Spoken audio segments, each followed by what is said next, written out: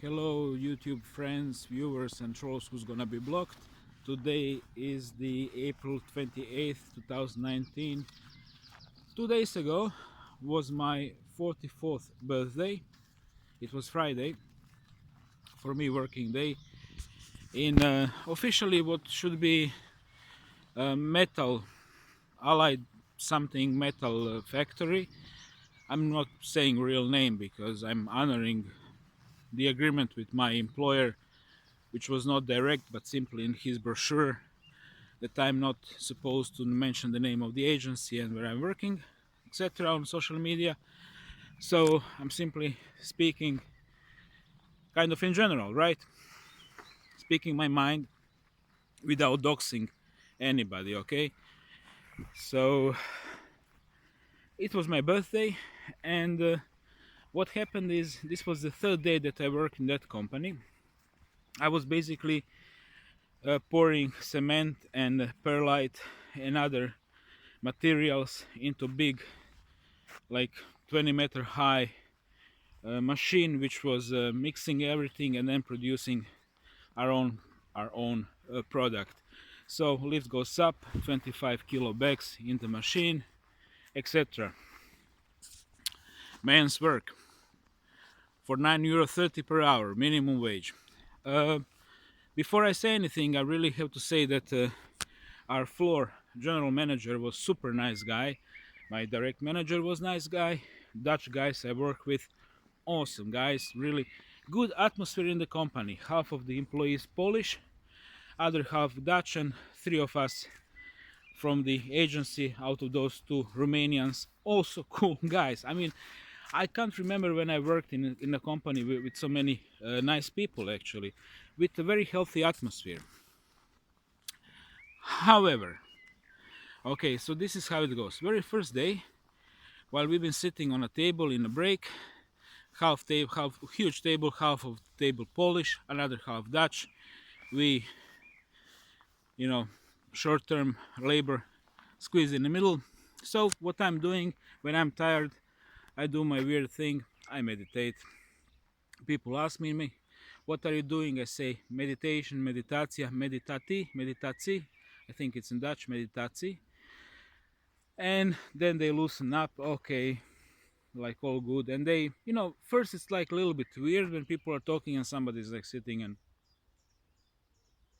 doing vipassana, but very quickly, you wouldn't believe it how quickly people simply take it, and it's perfectly normal. They know what I'm doing, they know that I'm not sleeping, and all good.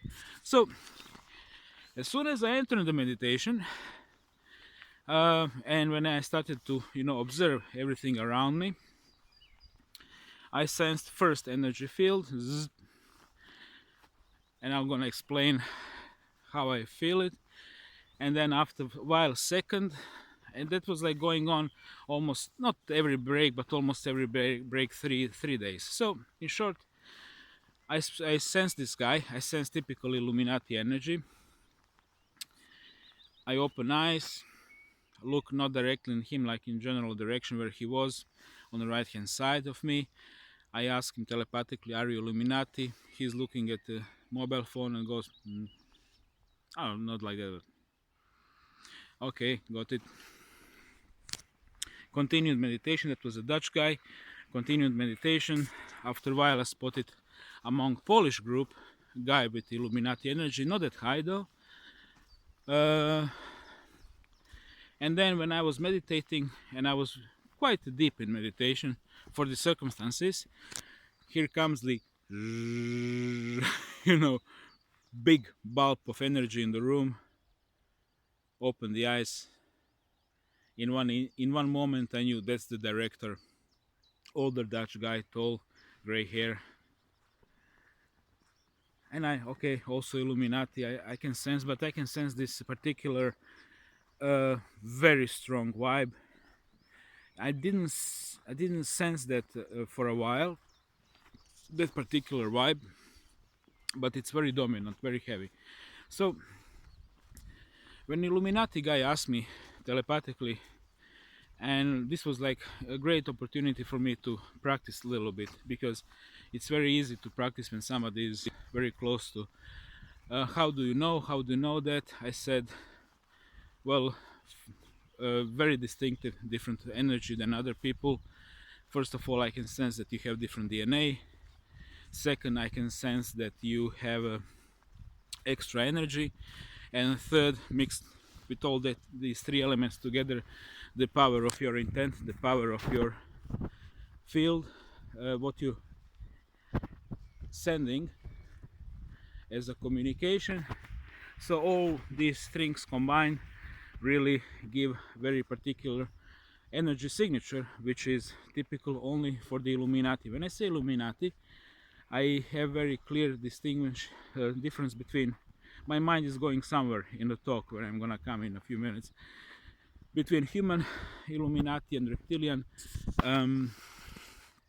The, how to put it, the human born in reptilian system of programming with a little bit different DNA than we have. These are the human Illuminati, but reptilians, they have very different vibe than the all others. In short, many of you know it, that feeling of a power when somebody very powerful enters that room. Or should I be more clear, Joe Biden, his vibe are 100% reptilian, no mistakes. So what was also going on these 3 days, I would normally take one book from Mr. Tata. It was on Dutch, but it was super illustrated book, high quality, of course on forging, on metalwork. And although it was a metal company, my job was to mix the different ingredients of cement. Don't ask me why I did. I got like very vague explanation. We are like making molds for something, for whatever. So I was reading this book because it had interesting parts. It had a knife of the Tutankhamun, which is of course not of the earthly origin, the material. It had a pillar of Delhi, which is forged by the previous civilization. It has nothing to do with past 6,000 years. And it also had some industrially carving stones with clamps. It was also explaining these clamps, but these are of course from the previous civilization, from the Syrian civilization 6,000 plus years ago. So it had lots of these relics, historical relics I was really interested into, etc. And what happened that my birthday, what happened, I was meditating, guy entered the room, I sensed him again and opened the eyes. He took that book in front of me because I was the only one who was reading it, and he went to this Polish guy and he started to explain him the term stainless steel on Dutch, which this guy didn't understand, and I could, because he said something like Stahl, like German Stahl, and I said stainless steel, and the director said yes. This was our only communication. But when he was holding that book, I'm not gonna mimic it because I really don't have this thick and big tongue, but his huge tongue, human tongue, but it's like it really went like quite a bit, like 4 or 5 times very quickly. And this was the first time when I saw this reptilian tongue, when they're in human form, that reptilian tongue coming out. But I said I can do it like this, but his tongue was like twice bigger and maybe like 70-80% longer than I can maximally put it out. Like this, but really fucking weird. And he done it, and this was for me like a final confirmation. And but he was very cool, very nice, etc. And when 4:30 came, end of our shift, which is between 7:30 a.m. and 4:30 p.m., we all had, because it was the end of the week, non-alcoholic beer or a juice. I took juice. Director came, and the guy who was standing by him all the time was this Dutch Illuminati I sensed earlier on. This was the first guy I sensed. He was standing by him all the time. Of course, management group here, Dutch worker group here, Polish group here, and we a little bit further away, us the temporary workers. Long behold, I, of course, felt concerned about my job, because normally every moment when I made the contact with the reptile and in a company started very quickly, figuring out who's who, that came in the form of losing a job, or some sort of bullshit, uh, smear crap, smearing crap, and then losing a job. So I felt kind of felt pretty worried, because you know I really need a fucking job, and I'm willing to handle 25 kilo cement bags for minimum wage if I need it, no problem. Just looking for a fucking chance. And then what happened is I was scheduled to work in that factory next week. That was removed from my schedule. I got another schedule, another factory which looked nice, like a canning factory, canning food.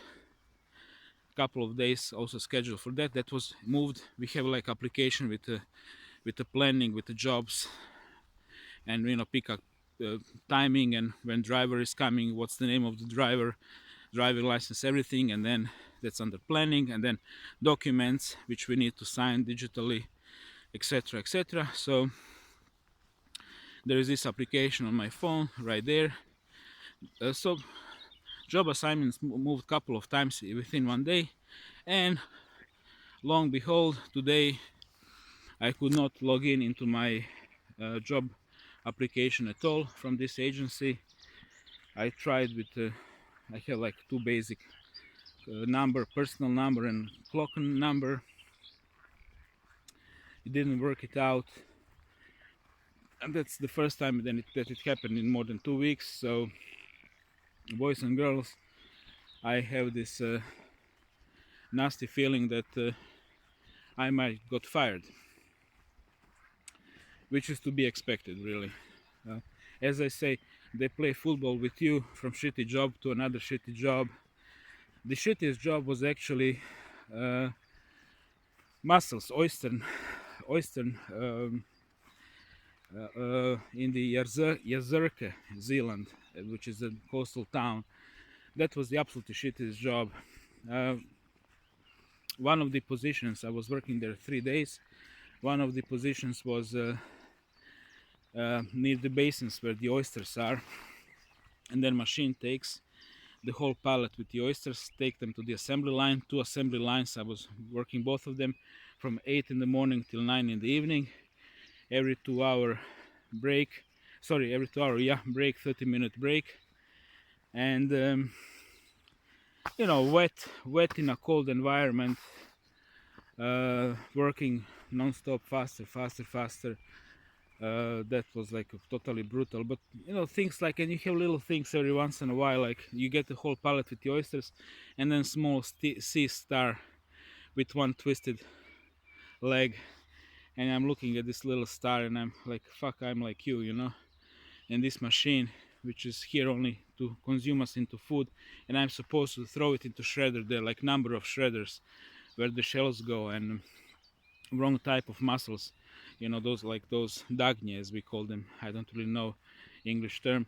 They attach on those oysters, so these guys are also going into shredder. And I asked my manager, what should I do? Throw it. And I couldn't. I was just holding it like that, like idiot, like holding it. And if I could like take it to the sea, but that would fire me. So I simply throw it back into basin. I hope it's still alive, but what's the future? So that these things been really breaking my heart when you're really dealing with little living beings. I mean, you're dealing with them all the time. One pallet of oysters is coming after others, but when you really see it's moving, it's alive, and you're supposed to simply shred it. So doing that, working for the maniac on the forklift, survived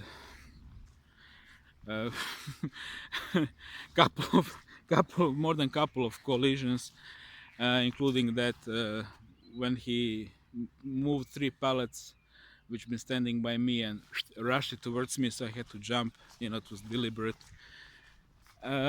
So yeah, you know, one job after another like that, and this one was actually the best. It was brutal physically, but guy's been cool, really. And you know what actually really depressed me? I'm just gonna come to the point right now, okay?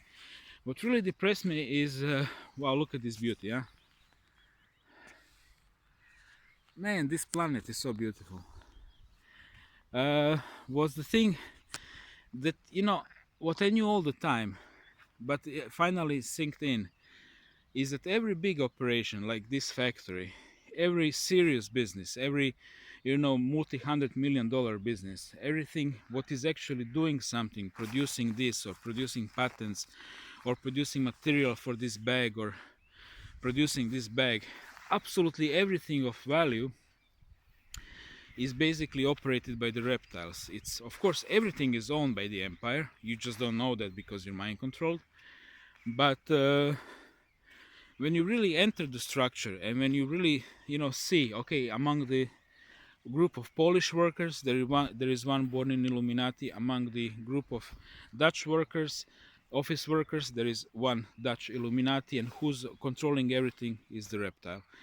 And when you really see that, you know, the last illusion that there is a space here, economic space for somebody like me, just bye bye, just goes away, because there is no.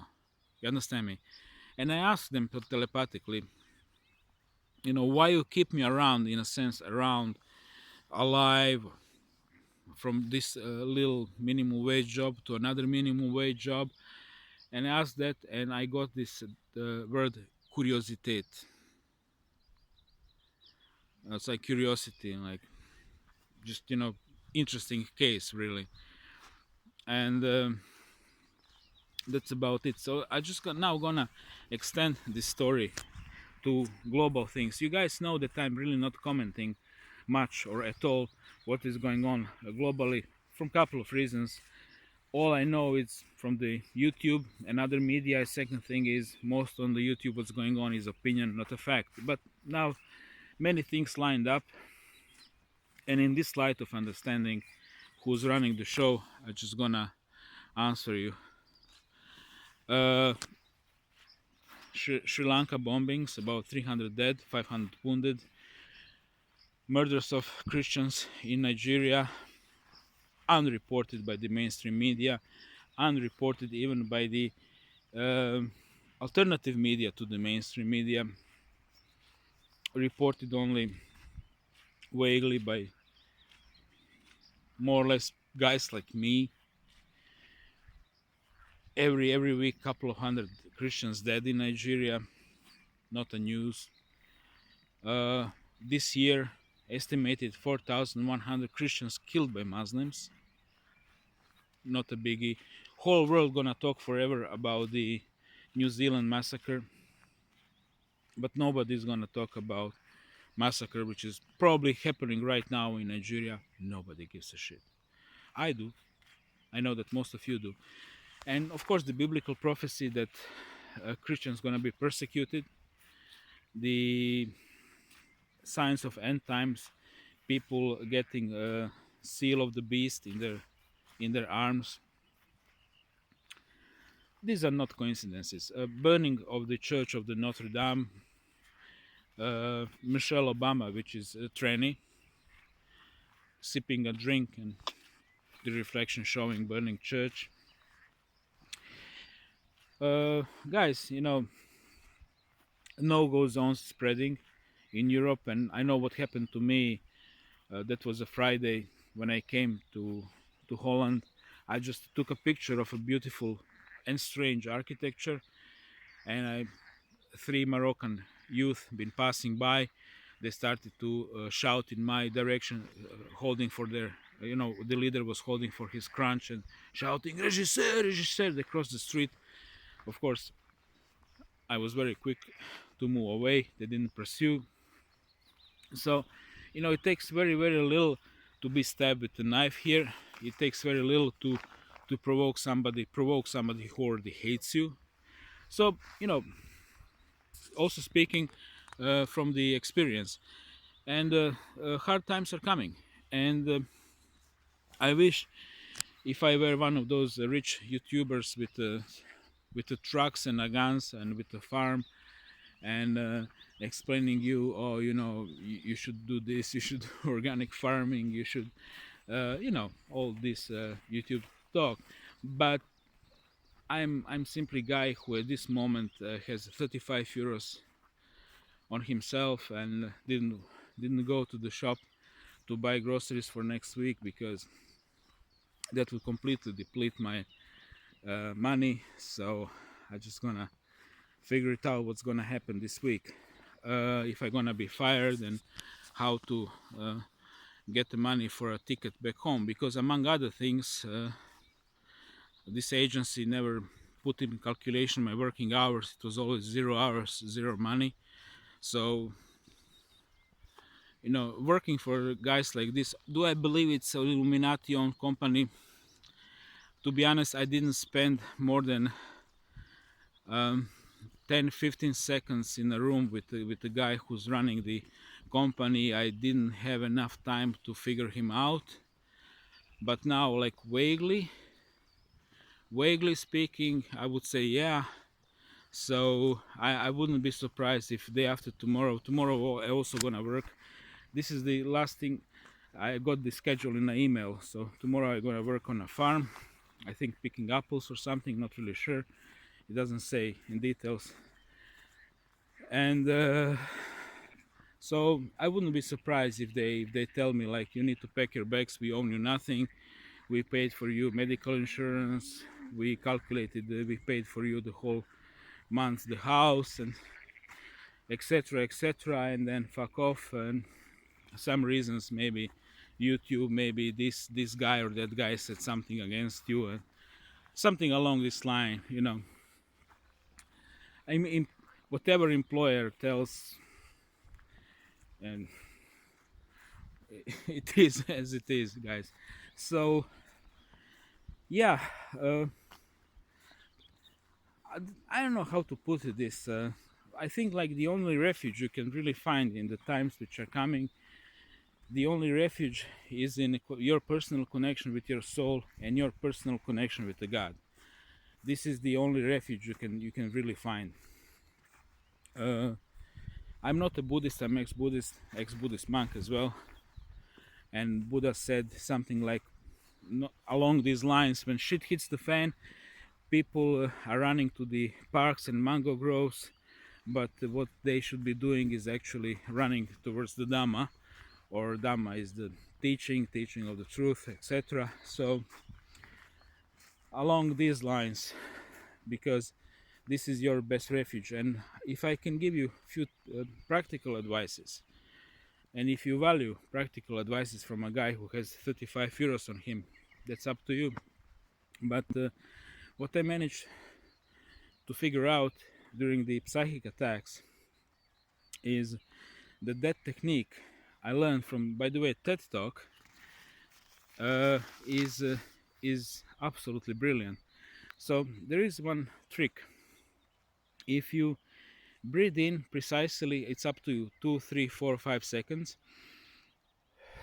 and breathe out exactly same time. And if you just concentrate on that, when you're really stressed out, when really shit hit the fan, what will happen to you, your brain will reset, and you will manage to regain your mental faculties. Okay, so this is one thing which really saved me, especially during one very brutal psychic attack.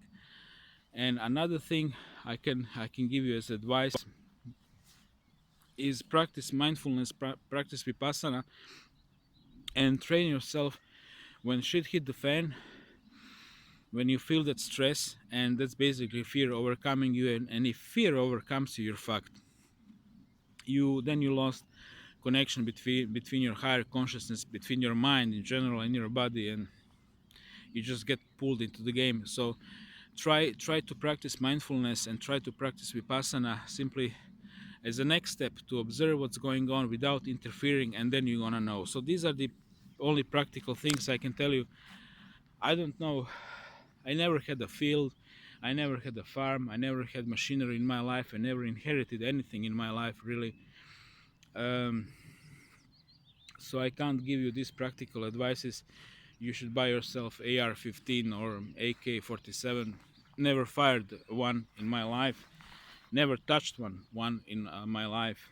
But I can give you these advices. Another thing is, uh, if you're blessed enough that you can connect with like-minded people. I'm very isolated wherever I go. That's simply how my life is. That's why I'm doing these videos, attempt to possibly connect. So if you're blessed that you have like-minded people, if you're blessed that you've been born in non-alcoholic and non-narcissistic, non-psychopathic family, then of course you can count on that structure, connect with people like that. But if you're all alone, then you have nothing else left but the God, and that's, I think, is your best refuge. Thank you for watching me. Subscribe if you like if you like, leave a comment. Future is uncertain, but I'm sure it's gonna be very, very fucked. Bye bye.